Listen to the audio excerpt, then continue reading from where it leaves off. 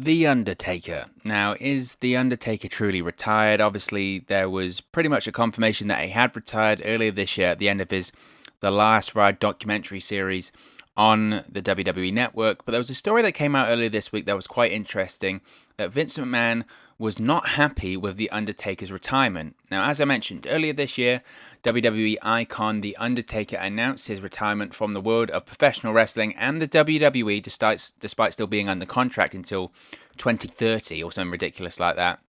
In the last episode of his Undertaker, The Last Ride documentary on the WWE Network.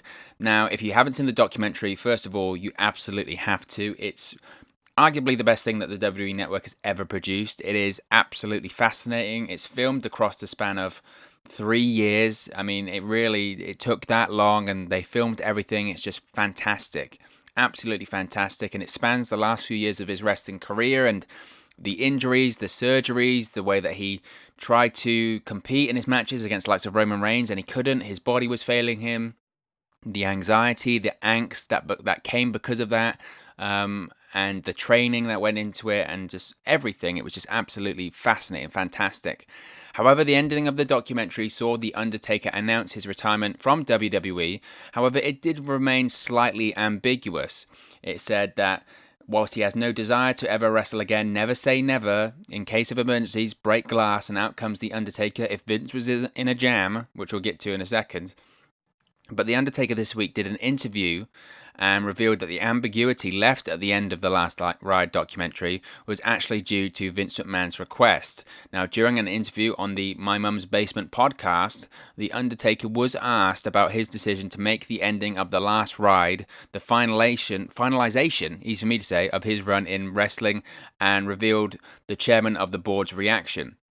Now, he did reveal in the interview that he had been considering making his decision to retire from WWE, the final in the Last Ride documentary, as basically a way to take away temptation, right? If I say it on camera, if I say I'm retired, if I say I'm never ever coming back, then I can't go back on my word, right? That's the deal. And that would be a smart thing to do. Sometimes you kind of just have to take the bullet, and then it's done.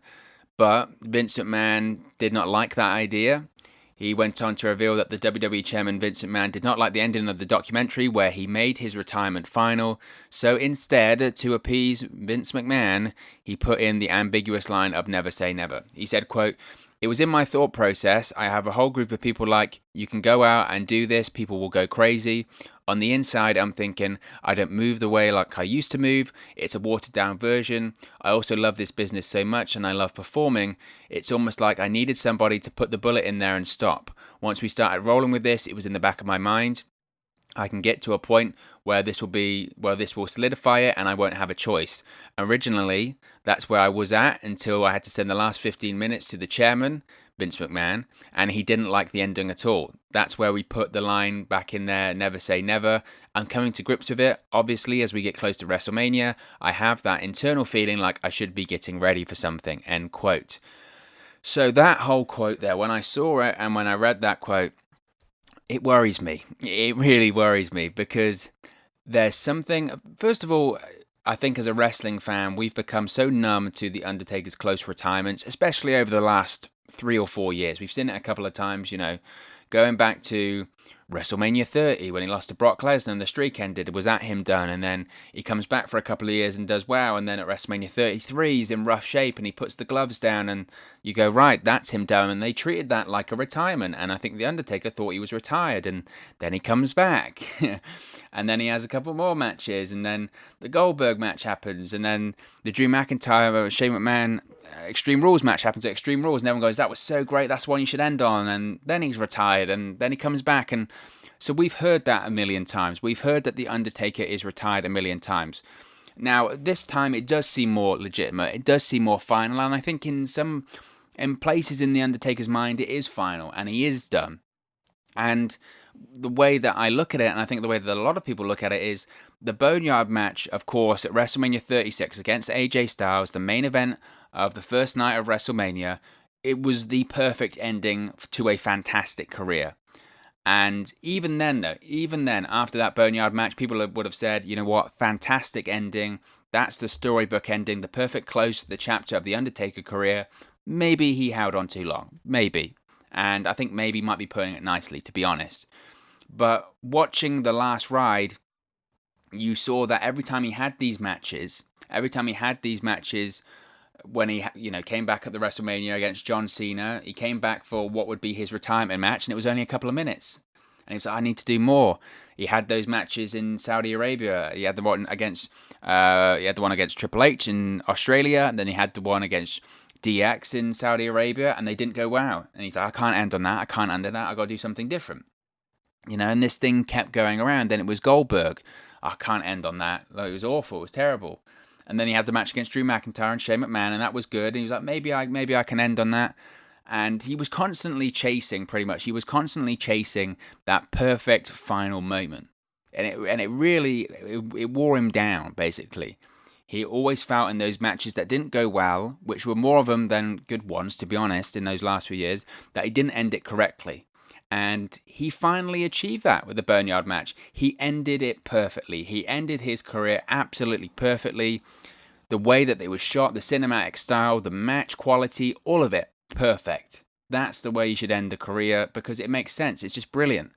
Comes in, walks in from the darkness in Survivor Series 1990, rides off into the darkness in 2020 on his motorcycle. The Undertaker character, it couldn't have ended better. It really couldn't have ended any better. And I know that he said in those interviews and on the last ride and in lots of interviews that he's done since then that the shoot for the Boneyard match was as grueling and it was as brutal as a regular match inside of a ring. However, regardless of that, there are still smoke and mirrors when it comes to that. There were cuts, there were breaks, there was a soundtrack put over the top of it, so there was music, there was no commentary, you had them talking trash off the cuff, all of it, different camera angles and stunts, it all added to it all, and it was a spectacle.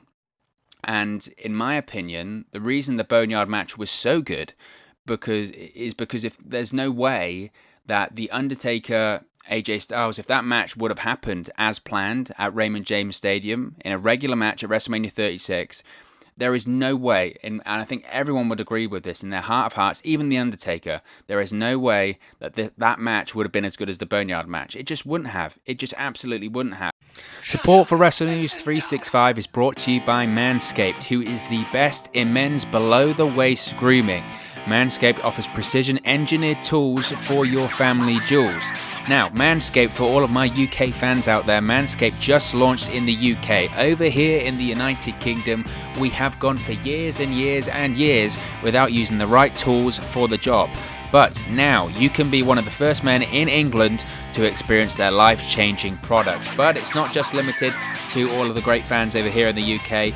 This offer goes worldwide, so all of my friends over in America and around the world that are listening to this offer still does apply for you. You can still use our code.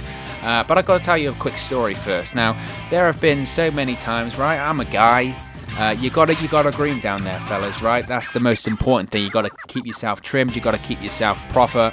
And a lot of the time, I've been guilty of this, of using the wrong tools for the job. I've had incidences, I'm not afraid to say it, where things have been nicked, snagged, or in fact cut down there because I wasn't being careful enough and using the right equipment. Now that just shouldn't happen. That shouldn't happen. You don't want to be worrying about cutting yourself down there. Do you know how painful that is? I can tell you, it hurts quite a lot. And I wish and hope to God it never happens to me again, and it won't happen to me ever again because I'm using Manscaped products. That's why Manscaped has redesigned the electric trimmer. The Manscaped engineering team has perfected the greatest ball hair trimmer ever created. Big statement, but it's absolutely true. They have just released the new and improved Lawnmower 3.0 in the UK. It's also available around the world as well. Their third generation trimmer features a cutting edge ceramic blade to reduce grooming accidents. So those cuts and snags that I was telling you about before are a thing of the past. And let me tell you, when I tell you this is premium, I mean premium. The battery will last up to 90 minutes so you can get a longer, perfect shave. And not only that, you don't want to be cutting yourself and trimming yourself all over the bathroom, getting hair all over the place. That's just disgusting. The lawnmower has a waterproof technology that allows you to groom in the shower, so no more mess. And one of the coolest features, one of my favorite features about the lawnmower is the LED light, which illuminates grooming areas for a closer and more precise trimming experience. So you can shave longer, you can shave more precisely, and you can shave in the shower. What more do I need to tell you? They've also upgraded to a 7,000 RPM motor with quiet stroke technology, and let's not forget about the charging stand. You can show off your mower loud and proud because this intelligently designed stand is a convenient charging dock powered by USB. So, if you are listening to me speak right now, I want you to experience it firsthand for yourself. Let's get that bush to tush clean, and you can get 20% off and free shipping. Yeah, you heard me right there. 20% off and free shipping. All you have to do is use the code 365wrestle at manscaped.com. Make your testies their besties. That's 20% off and free shipping. Not only are you getting 20% off, you're getting free shipping as well with the code 365wrestle at manscaped.com. That's 20% off with free shipping at manscaped.com, and use the code 365wrestle. Your balls will thank you. Because The Undertaker, and he admitted it, he can't go like he used to. It's a watered down version. And like with his other recent matches that he'd been involved in, whether it was Roman Reigns at WrestleMania 33, Triple H at Super Showdown in Australia, DX at Crown Jewel in Saudi Arabia, Goldberg at Super Showdown in Saudi Arabia, all of those ones were bad because he was done. He was done. And it would have been sad. It would have been sad because the last few years, that's what you thought and that's what you felt. This is sad. He needs to end it. And I don't want to see The Undertaker go out like that. And the Boneyard match to me really did feel like that one last great performance. And I think that's what The Undertaker was looking for. He was looking to retire on that one last great performance. He knew that he had it in him. He just didn't know when it was going to come out. He thought it was going to come out against Reigns or Triple H or DX or Goldberg. He thought that could happen there, but it didn't. And finally it did. It came out against AJ Styles at WrestleMania 36 in the Boneyard match. It was that one last great Undertaker match moment. I know some people say, well, it's not a match, but whatever. It was that one last great Undertaker performance. It was in keeping with those WrestleMania matches against Triple H, against Shawn Michaels, against CM Punk, against Edge, against Batista, etc. Those great matches. The Boneyard match fits into that category. It fits into that storybook of great Undertaker WrestleMania matches. It's perfect. So why would you ruin that? Why would you ruin that? And the reason why I said at the start of this that I was worried, because you can tell just by looking at him, whenever he talks, there's something in his mind that says, you're not finished yet. There's something in his mind. And now whether that's him himself, whether that's Vince McMahon, I don't know. But you know that, as I mentioned, the whole theme of the Last Ride documentary series was ending perfectly, having that one last great moment, which he had, but there was always a reason why he needed to come back. The match wasn't good, something controversial happened, it was too short, the Goldberg match was a shambles, all of that sort of stuff. There was a reason why he felt, it wasn't perfect, I need to come back. And there is a reason here, and it's because there were no fans. You just know that somewhere in The Undertaker's head, he is saying to himself, I had that last great match and I had that last great moment, but I didn't have my last match in front of 70, 80 or 90,000 people in a stadium. The Undertaker deserves that. I need to have that match in front of all those people. Instead, I had it in front of about 20 or 30 people on a closed set in the middle of the night, as opposed to 80,000 people in a stadium in Tampa, Florida. You know that plays on his mind. It has to. It has to. Because I think everyone that was scheduled to appear on that WrestleMania 36, it has to play on their mind. It has to.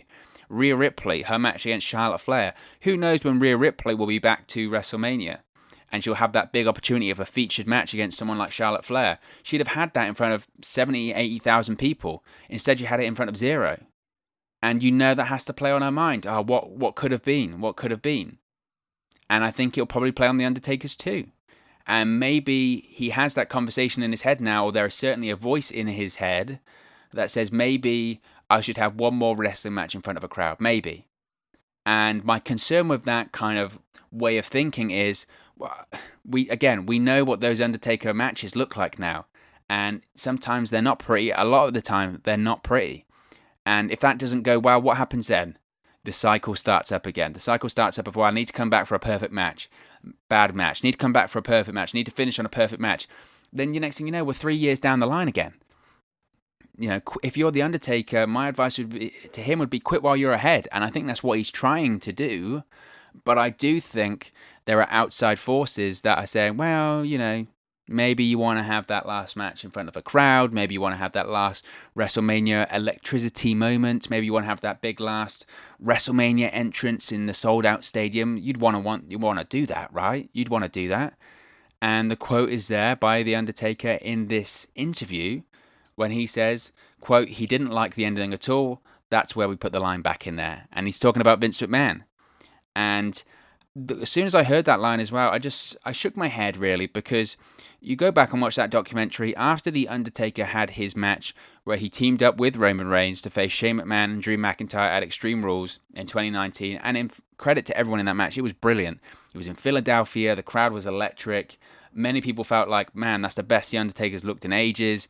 Maybe that could be the end. I think a lot of people felt The Undertaker can't have his final match at Extreme Rules. But The Undertaker was considering it. And he comes backstage and they have that great match. Everyone's clapping and he says to Vince, I'm done. I just don't have it anymore. And I just don't feel like I can do it anymore. And Vince McMahon's like, well, it looks like you had it out there. And he's like, no, you know what? I'm done. I can't do it. And then Vince McMahon says, well, if that's what you want, Mark, that's your call. And as soon as I heard the quote that The Undertaker said in the interview when he said, oh, Vince didn't like the ending at all, that's why we put the line back in there, I immediately thought of that quote in The Last Ride, because he can say to The Undertaker, oh, it's your call for whenever you end your career, but it isn't. It obviously isn't, because Vince McMahon already, clearly, is keeping The Undertaker in his back pocket in case of emergencies. And I'm not sure if Taker wants it. Somewhere in his mind, I think he does, but then I think somewhere in any professional wrestling superstar who's ever retired, it's always in the back of their mind, or maybe I can come back for one last match. That's always been the case. So I don't think The Undertaker's different in that regards. And as long as they throw in those lines of never say never, and as long as they throw in those lines of in emergency break glass and The Undertaker will return, that always means that, in my opinion, The Undertaker could come back. And Vince knows that. Vince absolutely knows that. And The Undertaker knows that. The Undertaker said in that interview he wanted it to be final because then he can't go back on his word. It kind of removes the element of doubt from his head. If you leave anything open-ended, you'll go back and do it. That's just how those things work. And the line of, well, if Vince McMahon's in a jam, well, given the amount of Undertaker appearances we've seen over the last 4 or 5 years, when, to be honest, maybe he shouldn't have even been in the ring, when isn't Vince McMahon in a jam? And what does constitute a jam for Vince McMahon? Booking a Saudi show when he's got no stars that he can really promote on there anymore? Or he sold this Saudi show to these people saying we're going to bring back all these legends? Or booking a massive stadium in Australia and worrying that he can't fill it with the current roster because he's not building new stars? That's his fault. That's not The Undertaker's fault. How about Vince McMahon makes some new stars that can sell out stadiums, that can sell out these big events, and give them the opportunity? Instead of bringing back The Undertaker every single time and then having The Undertaker go through this torment of training, am I good enough, can I still go, and then it's sad and all of that sort of stuff, let him rest.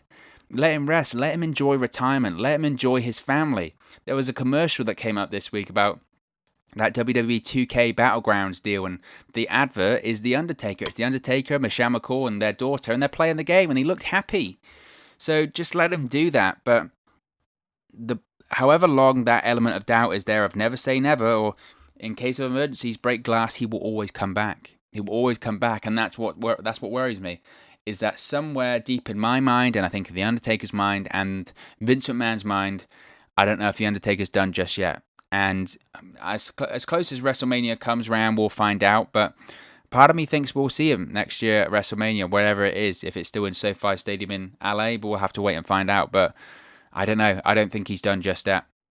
But of course, as always, this is just one man's opinion. What are your thoughts? Do you think The Undertaker is actually retired? What are your thoughts on his comments about Vince McMahon not being happy with The Undertaker's finality in his retirement in the Last Ride documentary series. Let me know your thoughts in the comment section below. I'll be sure to respond and reply to all of your comments. Really enjoy interacting with you guys on this channel. If you've enjoyed this video, smash a like on the like button as well. It really just helps us out here on YouTube. Go up the rankings and get into people's recommendation feeds if they haven't seen our videos previously. But most importantly, if you haven't already, please do subscribe to Wrestle News 365. You can do that by clicking the bottom right hand corner of the screen right now, or if you wait a few seconds, there'll be a subscribe button at the end of this video along with another video for you to watch. Thank you very much for watching, listening, streaming, or however you come across this video today, and I'll speak to you again very, very soon. Hey guys, thank you for watching, listening, streaming, or however you come across this video today. Be sure to click on the video on the right there to watch our next video, or click the bottom there to subscribe, or the bottom right hand corner. Thank you very much, and I'll speak to you again very soon.